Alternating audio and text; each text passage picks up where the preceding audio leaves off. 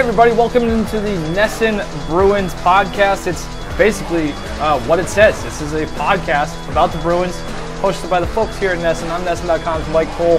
I am joined this week by my NESN.com compadres, my compatriots, my friends, Logan Mullen and Nick Goss. Gentlemen, how are we doing?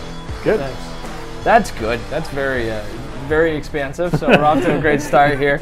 We're going to talk a little Bruins. We're recording this on a Tuesday, in full disclosure, before the Wednesday season opener. Bruins on the road in Washington to take on the Cup champion Capitals, and they go to Buffalo on Thursday night to take on the Sabres. So quite the, really immersing themselves in the schedule to start. It's an exciting time of the year, though. I think, some overall thoughts just to begin with. This Bruins team, high expectations, I would imagine, after last season, going, it was, I hit right here, 50, 20, and 12, 112 points, second in the Atlantic, one of the best teams in hockey, exceeding a lot of expectations, and a lot of expectations to live up to this season. Now, I guess we'll start with Logan. What are your overall thoughts, feelings, concerns entering the season? The expectations are deservedly high, but it's kind of tough to get a read on how much better they got during the offseason. Let me just interrupt you. Yeah. I wrote this on NESN.com today, kind of resetting expectations and things like that. Not to interrupt, but go ahead. Yeah, sorry. well, it's in a weird spot. Right, you go out and you get John Moore, and that's kind of your addition to the blue line, which for years now has been sort of the big question mark entering the season. You could say you got an upgrade in Halak over Khudobin, or it'll end up being 6 and 1/2 dozen the other. But last year they go on that tear during the dead of winter, and it proved that it wasn't sustainable. But they probably don't finish in as well in the Atlantic as they do if not for that run from late November into early January. So you have to think, how much of an impact did guys like Riley Nash and Tim Schaller make, and how much are some of the newcomers like Wagner, Nordstrom, and Moore going to make going into this year? Nick? Expectations are deservedly high, but I think they're not as high as they could be based on the teams in their division. We saw the Toronto Maple Leafs go get John Tavares, one of the best players in the league. Yeah. Tampa Bay Lightning are returning a squad that's capable of winning the Stanley Cup. It's possible, I know the Washington Capitals are the defending Cup champs. Penguins are really good, but it's possible the Bruins, Lightning, and Leafs could be the three best teams in the East, and they all play in the same division. One of them's not going to have home ice in the first round, even though all three last year, they had the three best records in the East last year. So it's going to be a lot of fun in that division. And I think the way the playoffs ended last year kind of left a sour taste in a lot of people's mouths. Losing in 5 games to the Lightning, especially after dominating them 6-2 in Game 1. So, the expectations are high, and I think nothing but a top 3 seed would, a top 3 seed, I think at the minimum is what people are expecting.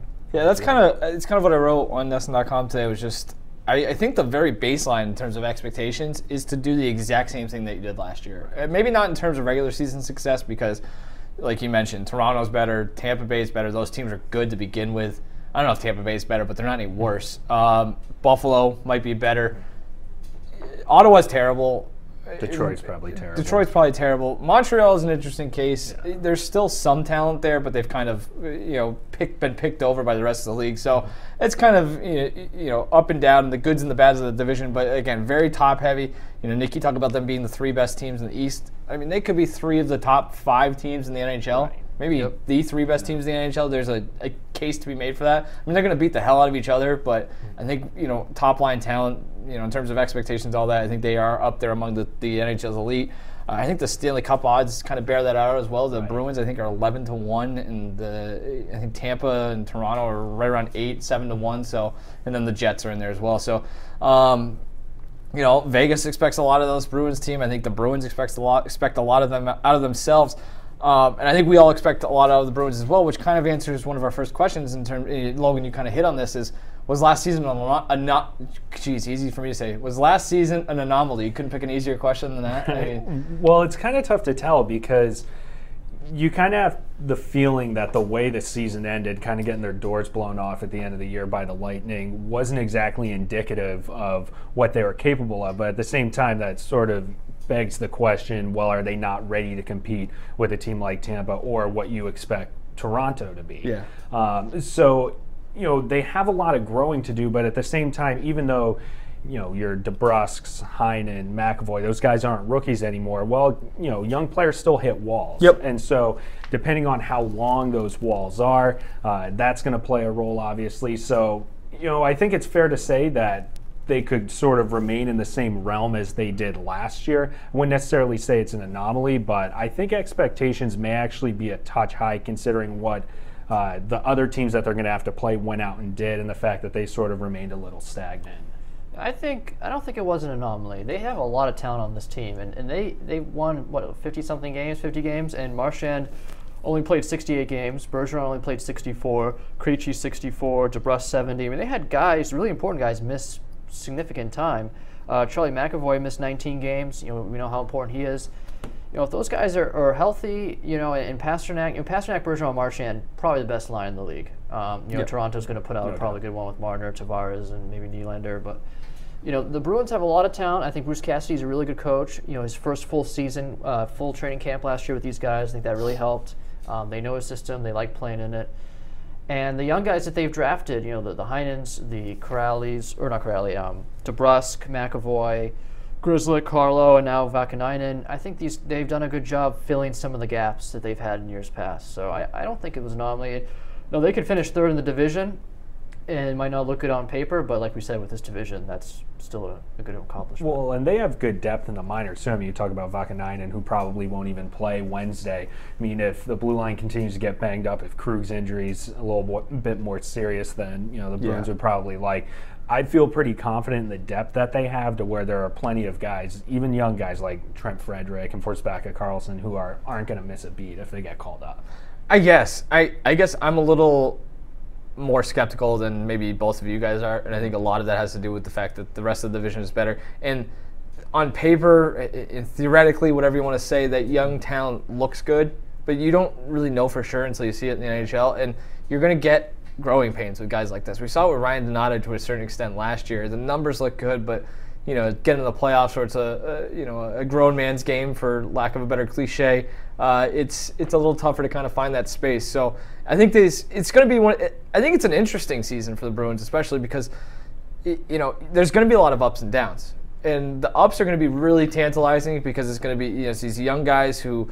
This is finally starting to come to fruition. This has been a plan for 3 or 4 years now, going back to the Kings trade for Lucic. You started stockpiling assets, maybe even before that, if I recall correctly. So it's exciting because all of it's coming together, but I just also think we need to tap the brakes a little bit because there's going to be some growing pains here and there.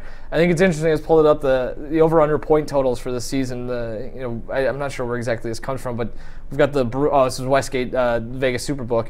They have the Bruins at 102 points, 102 and a half points. I would take the over, but slightly. I think this is like a 105-point team, which is I think Toronto had 105 points last season, so that's a hell of a season. I think you would take that, obviously. Well, some teams probably going to end up, and the Florida Panthers are one that comes to mind, and it could also be the Bruins as well as that. There's going to be a team, the fourth team in the division, that's going to be massively inconvenienced by having to play Tampa, Toronto, Boston, and Florida all season, and they could be a push for the wild card just because the only path in is getting through the division. So, I mean, that's something that the Bruins may have to contend with as well. That's sort of the drawback against playing against teams that are good, is that even if you show up well and get some points out of it, you're not going to just roll right through your division.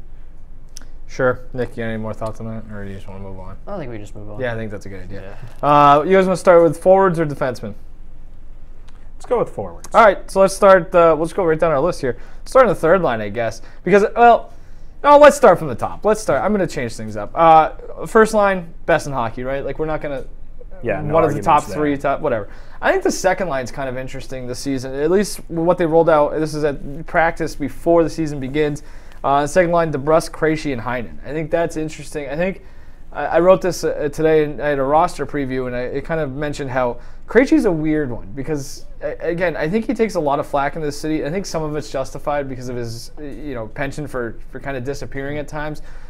But look at the revolving door he's had with his wingers. It's incredible, really, if you go back and look at the different, the Bergeron line. Everybody wants to talk about the Bergeron line, how great that is. But that's really been solidified with Marchand and Pastrnak, where, Pastrnak kind of bounced up and down for a while there.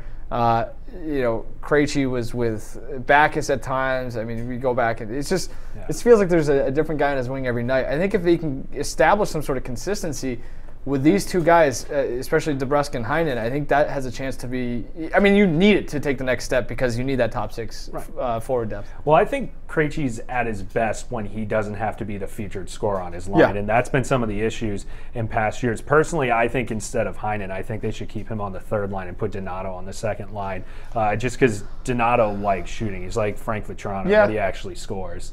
And so having a guy next to Krejci that will take all the shots. The pressure's not on Krejci. Krejci can shoot when he's got time and space, where he's clearly much more comfortable. And obviously, DeBrusk showed last year that he can be an electric player, but he needs some sort of chemistry. I mean, it may be a feeling out process over October to see who fits in well in that spot. I mean, DeBrusk is a lock, but that other spot on his right wing could be the issue, and it's it's kind of up in the air. But at some point, Bruce Cassidy's going to have to settle in on something and roll with it, because for Krejci's sake alone, he needs some continuity.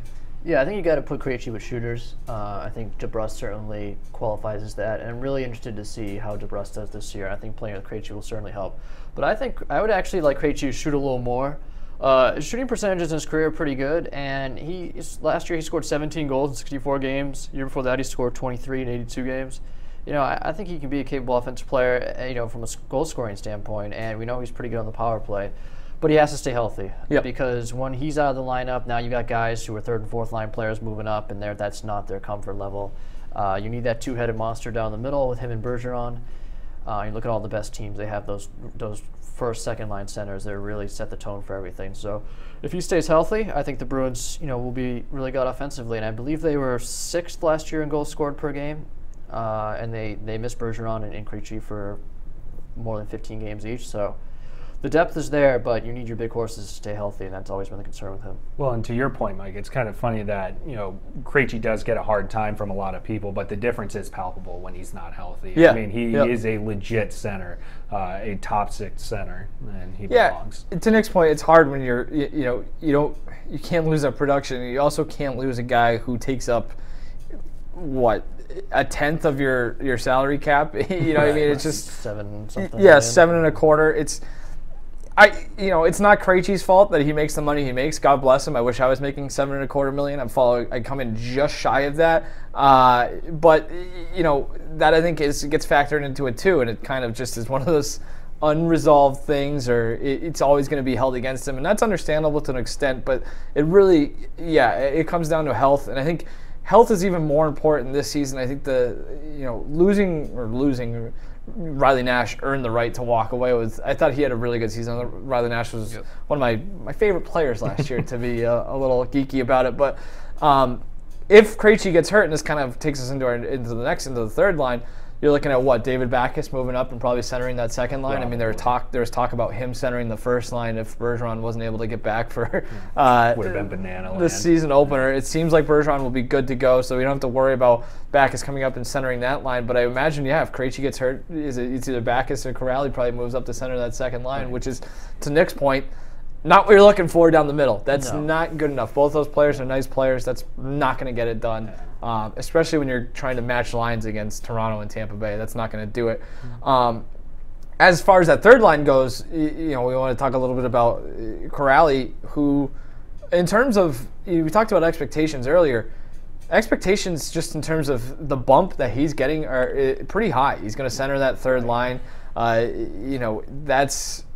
I think that's going to be kind of also a revolving door, which you can kind of afford a little bit more. It's going to be interesting to see what he does with Backes. I think Backes even talked about this last year coming into the season, saying, I think I'm a good fit with this guy. He's got a little more speed than I do. And Backes is a guy who he's a little more responsible on his own end and take faceoffs in the defensive zone or late in the game if he needs to. So I think that's a nice little combination. But they're going to have to do some work to kind of figure out how they're going to solidify the rest of that third line. Yeah, well, I'm pretty high on Corrali right now. Like, a lot of people are, and when the Bruins got him from San Jose, I mean, he was a pretty highly regarded prospect, both for, people projecting him as a top 6 forward, and, whether that's actually what he could be, I'm not so sure, but I think that he will be able to fill in quite well for Riley Nash. I don't think he's a What specifically, why are you so high on Corrali? Curious. Because I think once you get him off of the fourth line, he was pretty good at distributing the puck and giving guys, Schaller in particular, chances who probably otherwise wouldn't be able to create their own chances. So if you get him with guys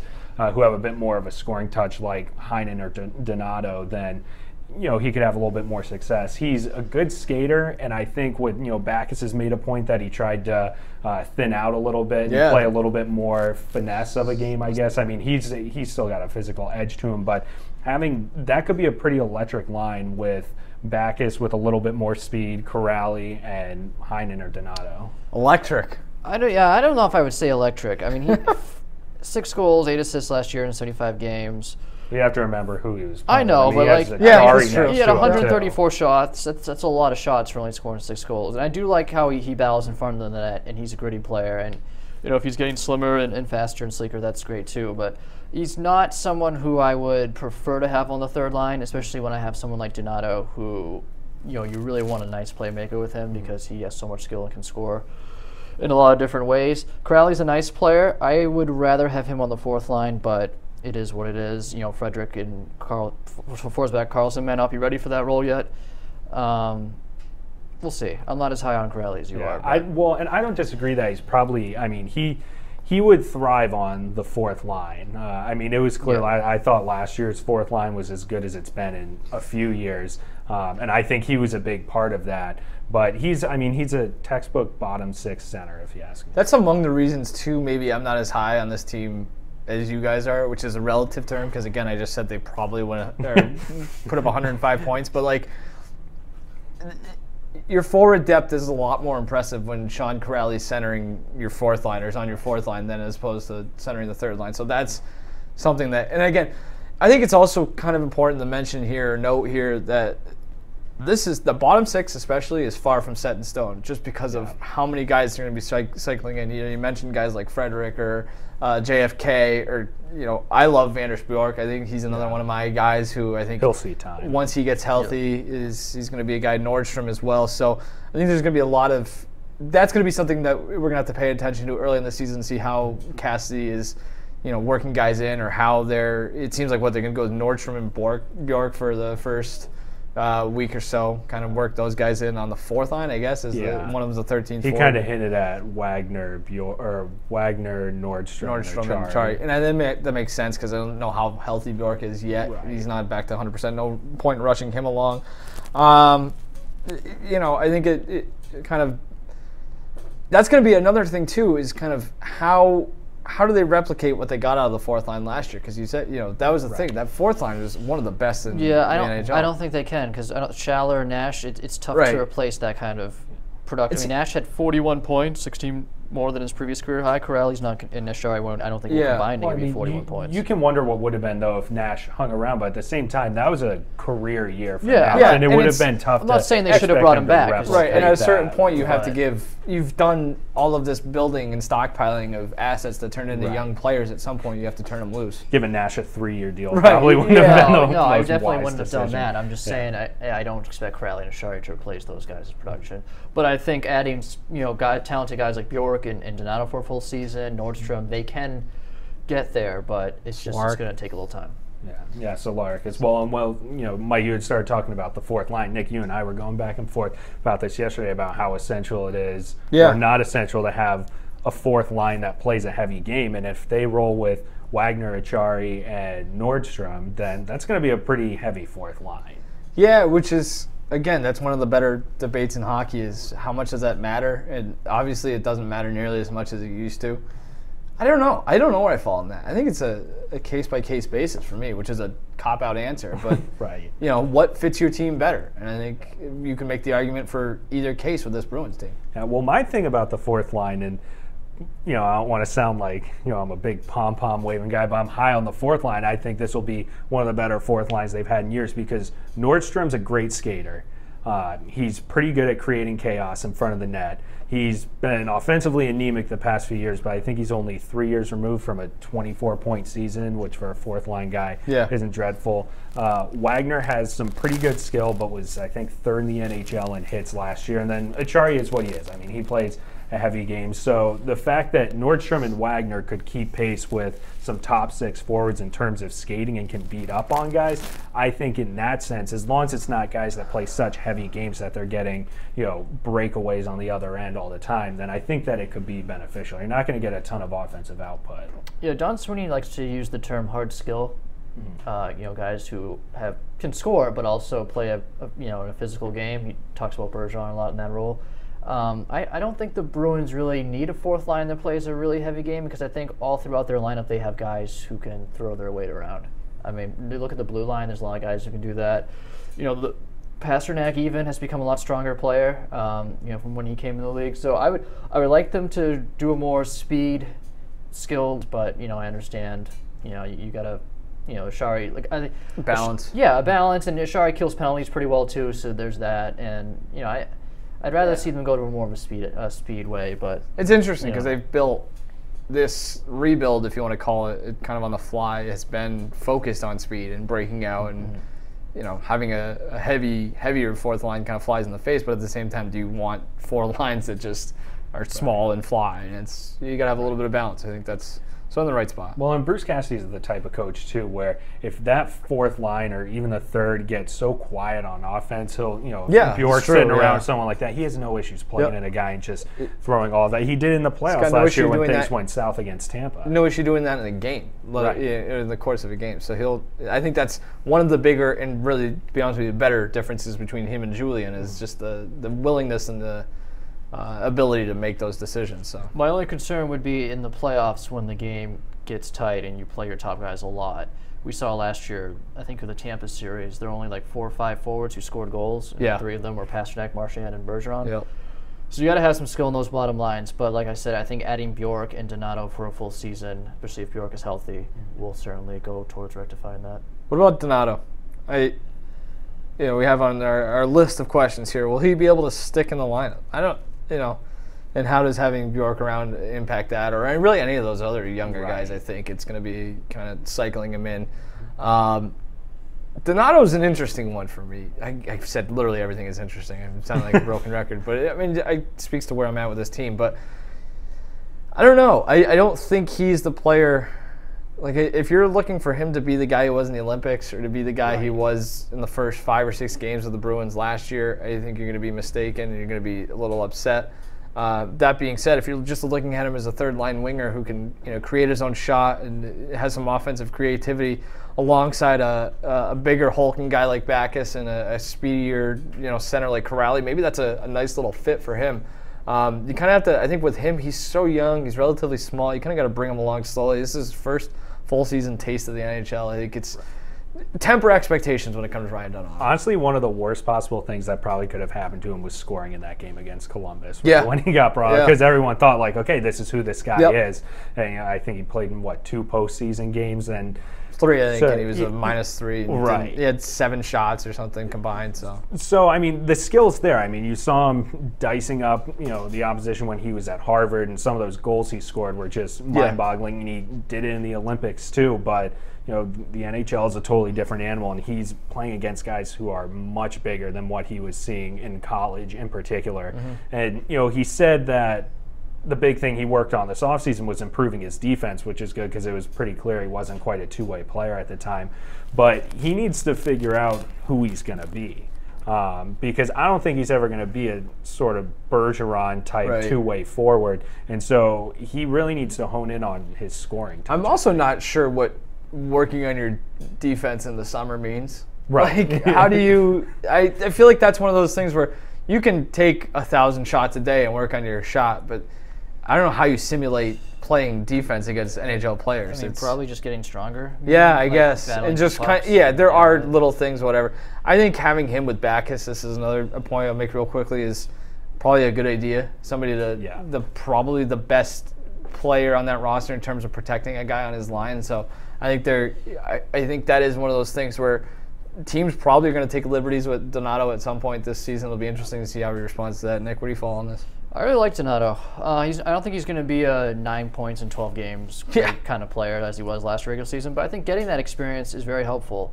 And he's in a good spot where he doesn't have to be a top 6 guy. I mean, their top 6 is already pretty good. They don't need him to go out and score 30 goals. Yep. I think he kind of, not maybe ease his way along, but he'll get, I think, more of a leash than he would on a worse team. He doesn't have the same depth. And I like that he can play center and wing. I think that gives him some versatility if they get some injuries later in the season. He's got a great shot. He loves to go to the net. He's fearless in that way. Clearly, he needs to be better defensively, but I mean, what young forward isn't? Right. I think he can be really good. And I think if Heinen struggles or DeBrusque, I think you can move him up with Krejci. I think that would be a nice combo, and he gives you another look on the power play. So I think there's enough roles that he can fill where he can get enough time on the ice and yeah, I think it's a matter of time before he's up on the second line, just even if it's not to go back on what I said earlier about getting consistency, but things happen, and I think, it'll be interesting. You talk about finding a guy who can shoot and put him with Krejci. That's seems to be a pretty good combination there. There's no problem letting it rip. Yeah. Well, and if you give him some time on the third line where he can build his confidence before making that jump to a top 6 forward, I think that's kind of what it came down to a little bit in the playoffs too. Is there's just, you could tell he was a little overwhelmed. So maybe if you get him some favorable matchups, especially you go to Buffalo right after you play the Capitals, you could find himself out of his head a little bit. Right. Yeah. Bring him along slowly. Again, it's like I said. I don't think there's any rush with it. He's still so young. Right. I mean, Jesus. Is he still taking classes at Harvard? Born in 1996. It's he insane. Said he's not taking classes No? anymore. Oh, okay. Yeah, Well, put that on the back burner. Oh, whatever. Can always go back. Yeah. Yeah, no kidding. All right, let's talk defensemen. Blue line, the blue line special, whatever. Stop me if you heard this before. We're entering a Bruin season, and there are questions about the defensive core. I wrote this. Theoretically, you're penciling in Chara and McAvoy as your top pairing, and I think the ceiling of those two players is very high. But I think you're also assuming that Chara doesn't take a step back and stays healthy, and McAvoy continues his progression. I'm more confident about the latter than I am about the former, so I do think there's question marks even about that top pairing as well. Well, I'm pretty down on the defense because I think. Well, you don't like Brandon Carlo. I'm not a Brandon Carlo guy. We've had that conversation before.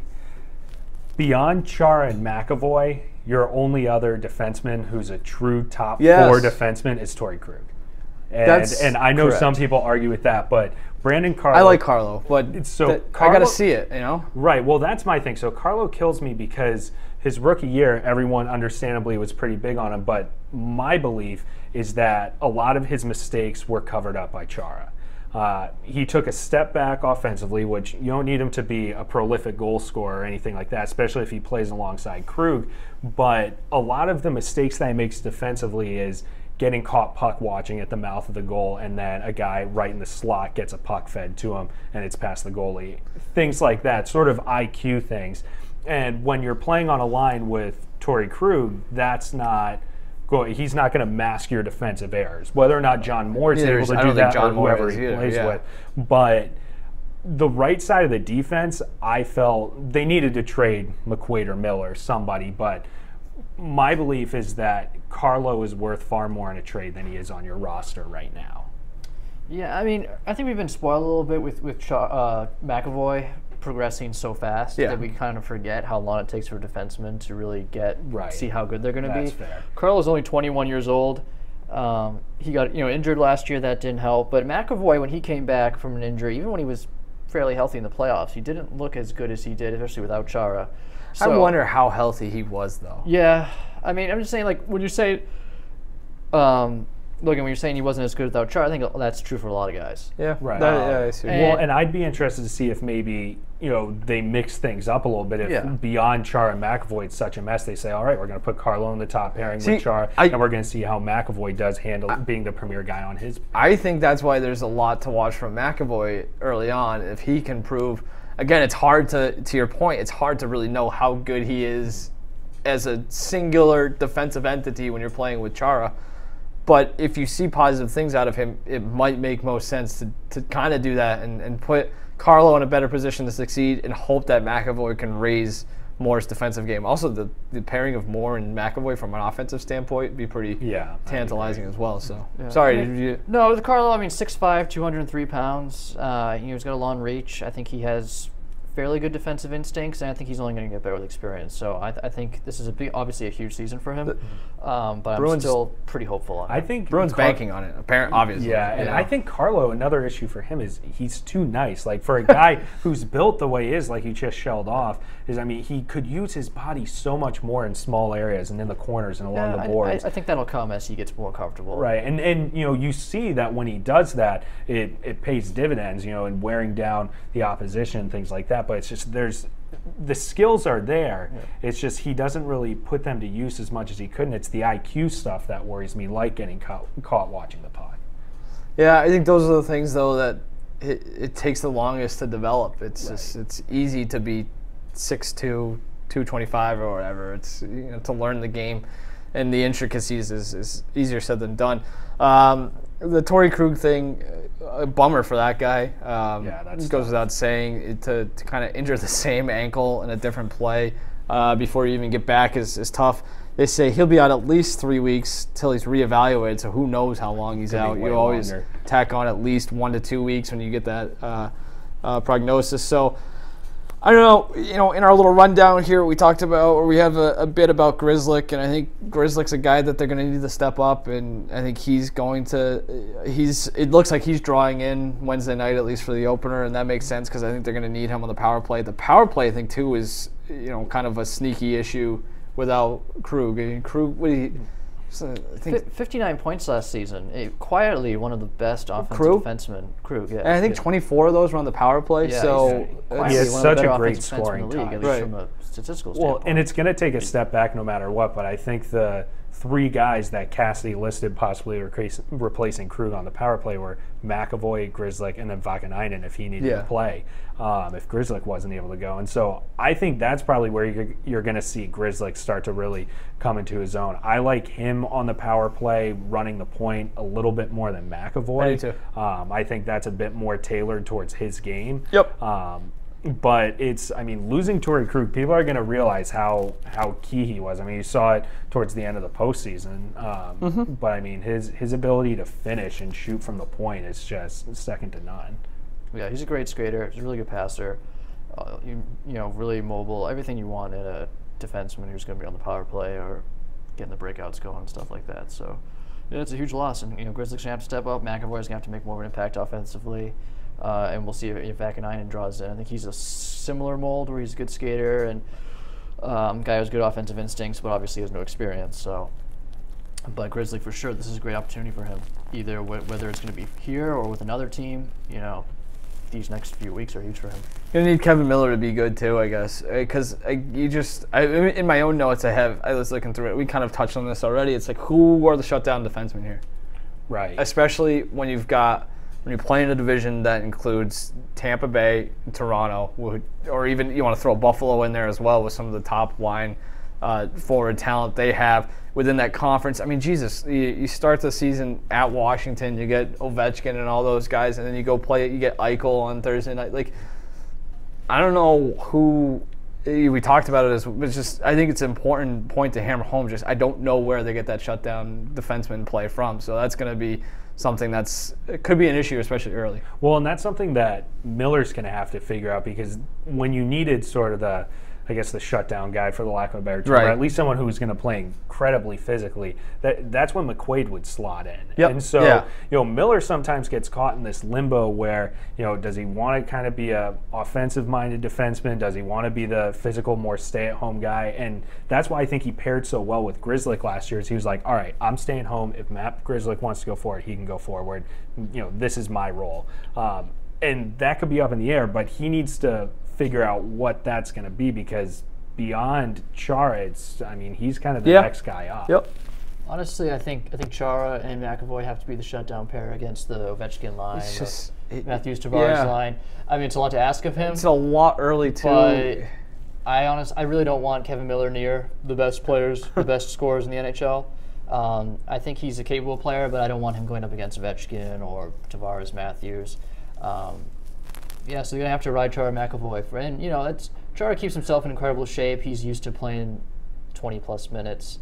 And I think McAvoy, going into year 3, can start to take on that role as well. Which, again, to our point earlier, is why it might make sense at some point to split those guys up and just try to even it out a little bit, because again, you just see like one injury and all of a sudden you're scrambling, and I think that's for this team at that position more so than any other, that's kind of an issue going into the season. But well, and on the right side too, I mean, at least on the left you have, that Vakanainen can slide up, but it's like Steven Kampfer going to come right, up. Yeah. And if you don't want Kevin Miller near top line, you sure as hell don't want Steven Kampfer there. No, I do not want that either. No, that would not be good.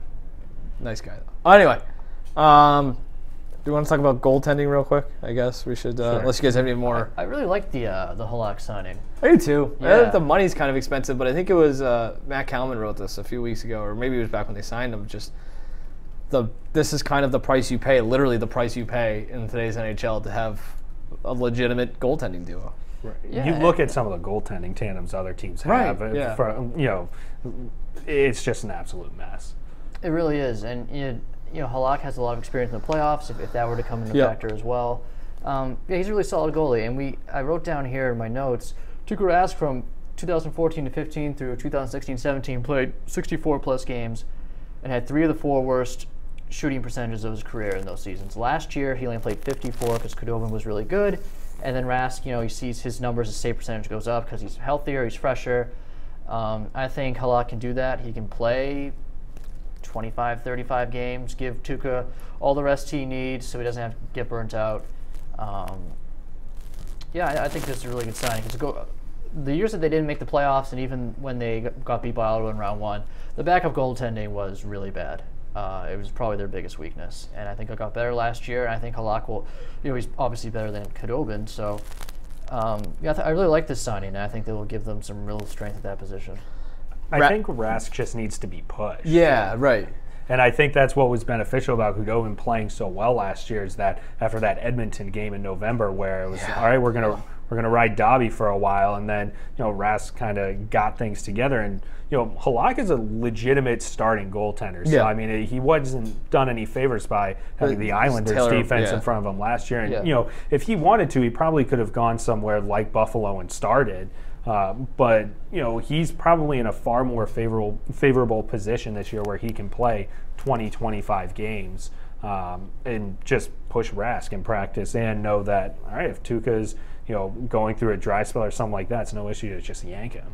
Rask obviously is a lightning rod in the city and in the region, and I think unfairly to an extent, but I do think some of it is fair at times. He's a guy who, at the very least, I'll say this, he's not immune to going through slumps. And who is, but I think his slumps tend to sometimes last longer than maybe you would want.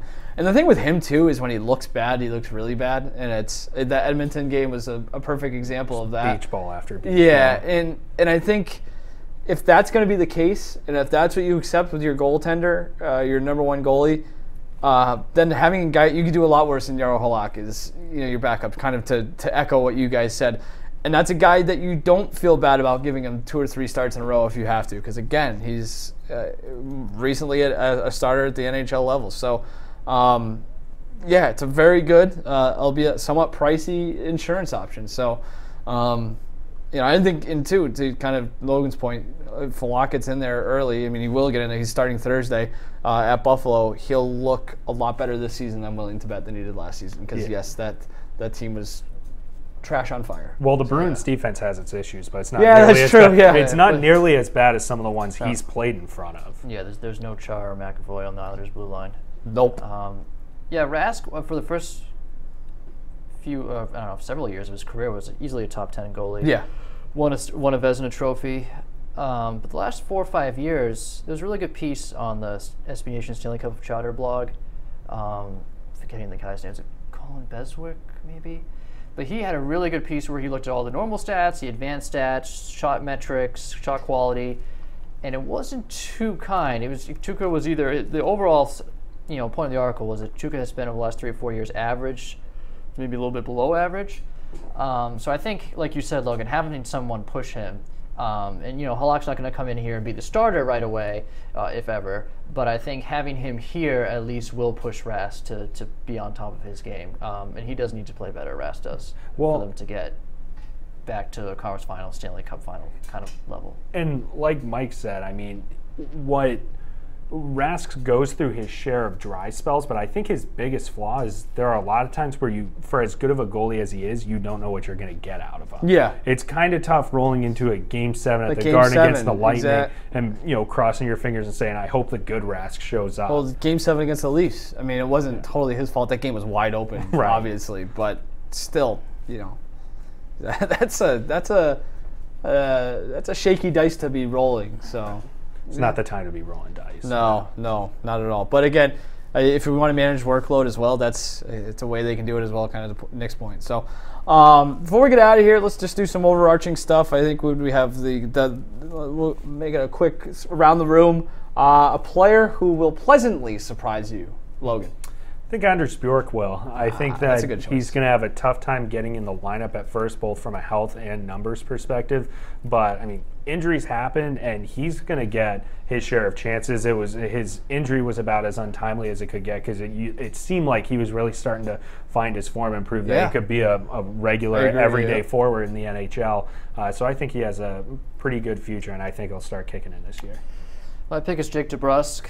I think he's really going to solidify himself on that left wing with Krejci. He had 16 goals last year in 70 games. I think he's going to get 25 if he plays a full season.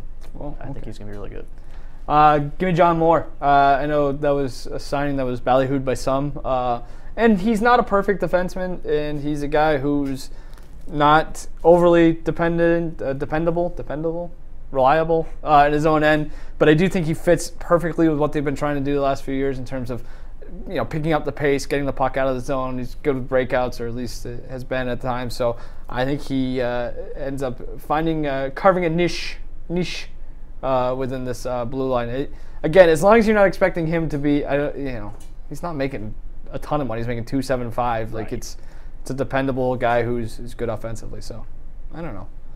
Judging by the contracts the defensemen get on the free agent market these days, you can do a lot worse than right. I think it's the length that kind of turned people off a bit more than the terms. He's 27. I mean, you're gonna to get that salary cap, you're gonna have to trade off somewhere. Swim in that pool. That's the stroke that you have to do. I guess I don't know. Who's gonna let you down, Logan? I think Danton Heinen. Yeah, that's a good one. Bruce Cassidy agrees. Yeah, well, I mean, it's kind of astounding that he put up 47 points because, I mean, you want to talk about guys going ice cold. There were times where for weeks-long stretches that it looked like he wasn't even there. And that's, part of being young. He's 23 years old, and, probably the biggest thing for him now, the skills are there, but it's the continuity. So for him, it'll just be hammering that out. But I think it's going to be tough to rely on him to put up another 47 points. For me, it's David Backes. His goal scoring has gone down each of the last 4 seasons. He is 34 years old. He has played a very heavy game throughout his career. He has not played... Last year he missed 25 games. He only played in 57. His body was beaten up pretty bad last year. So I don't know how much you're going to get out of him this year. So that concerns me. He needs to. I think he needs to be effective. They're going to have a good bottom 6 because he's got experience. He can score, but I feel like I'm going to be disappointed when all is said and done from him. I hope he's good because I'm just sick of hearing it from the Twitter smartasses who want to question that signing in hindsight when, I mean, it is a lot of money, but... They knew what the back end was going to be. Yeah, right. And he's a guy who I think a lot of times, we can get on this down the road and maybe a bigger picture episode in terms of the snark from hockey Twitter is worse than any other sport. And I think it very often overlooks the intangibles, and maybe the intangibles aren't worth $6 million when it comes to a guy like David Backes, but I think that's an important guy to have in your room. I think that's a sport where that still matters. So the guy who handles himself like a professional, I think he's good, especially with a team that's as young as this one is. But that's just a small tangent on my part. I'm going to go with Ryan Donato in this category because I just think fairly or unfairly, people are going to have high expectations for him coming into the season. I think he's going to have some growing pains, like quite literally going to have some growing pains because hopefully he's not done growing yet. And I just think, young guy is going to struggle to find his way at times. That's to be expected, but this has more to do with me projecting what other people are going to expect out of him because of how good he was in that limited regular season sample last season. So I don't know. I think him being local too kind of hurts as well. Yeah. I mean, people are so excited about it. It's the same thing when they brought Jimmy Hayes back. I was It was gonna like, oh, like a Boston guy, like a nice Boston kid. You know who? It's funny. You know who doesn't get that at all? It's Grizzly. Grizzly, from being It's from unbelievable. Charlestown. His dad works at the freaking Garden. And he just, people are like, yeah, well, he's good, whatever. It's not the same as, I mean, the Hayes thing was a disaster, and, Donato, that's a lot of pressure, especially when your dad is as local and recognizable as his father is. So, I don't know, something to keep an eye on. So you guys think the Bruins are going to be good this year? Yeah, I think it'll be tough to live up to what they were last year, especially with Toronto beefing up a little bit. And I think Florida's going to be a lot better. I mean, the way they played the second half of their season was good. So my expectations are tempered. I don't think they're quite as high as they are for others. I think ceiling is second place. I think the basement in terms of acceptable is a wild card. And if they miss the playoffs, I think it'd be a very big disappointment. Yeah. Yeah, I think, missing the playoff. I think looking at their division, if they had a first-round exit on, if you just were looking at it in a vacuum, you'd say that's not good. But the team that beats them in the first round could easily win the Stanley Cup. Yeah, it's gonna be the Lightning or the Leafs. That's true. I just think it's one of those things where if you're in a process of trying to take the next step every year where they're at right now, it's still kind of disappointing to not reach the same. It's certainly disappointing. But it's understandable, right? I guess, or whatever you want to say. Yeah, I mean, if the wild card, if they win the wild card and they lost to either the Penguins or the Capitals in the first round, maybe that wouldn't be as bad, although those teams are very good. But I mean, you're looking to your point. You're looking at a potential first round matchup with like Toronto when you don't have home ice advantage, and they have John Tavares now. Yeah, well, I think we'll see an interesting sort of comparison between methodologies this past offseason because, sure, the Leafs went out and got Tavares, but they lost a lot of guys. They lost James Van Riemsdyk, they lost Bozak, they lost Komarov. But the Bruins kind of stood pat. Yeah, Komarov, take it or leave it. But he detracts from that argument a little bit. But nonetheless, you'll have to see if kind of standing pat the way the Bruins did ends up helping them, or if they really should have made a push for a bigger name. Cool. All right, that was fun. Let's go home. Hockey is back. That's exciting. I don't know when we'll be back or who will be back or what. We're still ironing out some things, but thank you, everybody, for joining us. Enjoy the hockey season. Be sure to check out NESN. We have the Bruins on our television network, and it's very good. The coverage is delightful. I don't know the specifics for this week off the top of my head. I probably should look that up, but just tune into NESN. And Doug Edwards is back. That's all you need. Yeah, right. This is a delightful time of the year. I'm so excited. We're looking at it right now. We got Wednesday night. We got the Bruins back.